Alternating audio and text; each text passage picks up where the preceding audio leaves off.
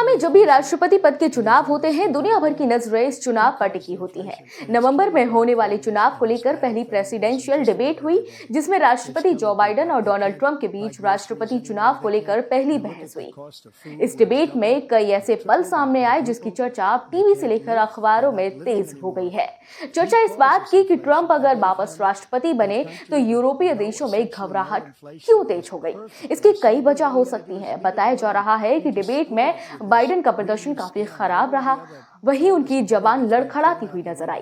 Trump के आरोपों को वह सही तरीके से काउंटर भी नहीं कर पाए। वहीं ट्रंप ने सबका ध्यान अपनी ओर केंद्रित भी किया।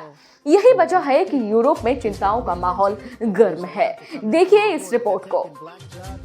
making sure that we continue to strengthen our healthcare system, making sure that we're able to make every single. Donald Trump और राष्ट्रपति जो बाइडेन के बीच हुई डिबेट की कई ऐसी तस्वीरें सामने आई जिसने यूरोप की चिंता बढ़ा दी है। ये देखिए डिबेट में कैसे राष्ट्रपति जो बाइडेन लड़खड़ाते हुए नजर आ रहे हैं, अपनी बात को ठीक से कहने में असमर्थ दिख रहे हैं। Eligible for what I've been able to do with the COVID, dealing with everything we have to do with, look. ऐसा पहली बार नहीं जब जो बाइडेन इस हालत में दिखे। इससे पहले भी G7 समिट के दौरान बाइडेन की ऐसी तस्वीरें सामने आई थीं, जिसमें वे खोए खोए नजर आ रहे थे।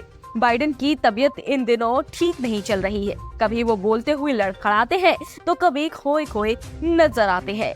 यूरोप को इसी बात की चिंता है कि कहीं बाइडेन की इस स्थिति का फायदा डोनाल्ड ट्रंप को न मिल जाए। बाइडेन की इस हालत ने ट्रंप के फिर से चुने जाने की संभावनाओं को बढ़ा दिया है। इस बात को लेकर चिंता पैदा करती है कि ट्रंप का दूसरा कार्यकाल यूरोप की सुरक्षा और यूक्रेन के भविष्य के लिए क्या मायने रख सकता है। के मजबूत समर्थन के बिना यूरोप का भविष्य अनिश्चित है। डर है कि अगर नवंबर में राष्ट्रपति चुनाव में ट्रंप जीतते हैं तो यूरोप की सुरक्षा की गारंटी नहीं होगी। ट्रंप ने कहा कि वह रूस यूक्रेन युद्ध को समाप्त कर देंगे और अगर यह मौजूदा स्थिति के साथ समाप्त होता है तो इसे यूक्रेन की तुलना में नाटो की हार के रूप में देखा जा सकता है। 9 और 11 जुलाई तक वॉशिंगटन में होने वाले 75वीं वर्षगांठ के शिखर सम्मेलन में नाटो और यूक्रेन पर ट्रंप के विचारों ने छाया डाली है। बहस के दौरान ट्रंप ने एक बार फिर यूरोपीय नाटो सदस्यों को गठबंधन के बजट में पर्याप्त योगदान नहीं देने के लिए फटकार लगाई। यूरोप को सिर्फ नाटो और यूक्रेन पर ट्रंप के विचारों से ही डर नहीं है।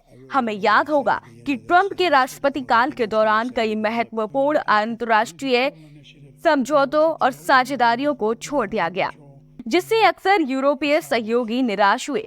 पेरिस जलवायु समझौते, ईरान परमाणु समझौते और विभिन्न व्यापार समझौते में अमेरिका के पीछे हटने से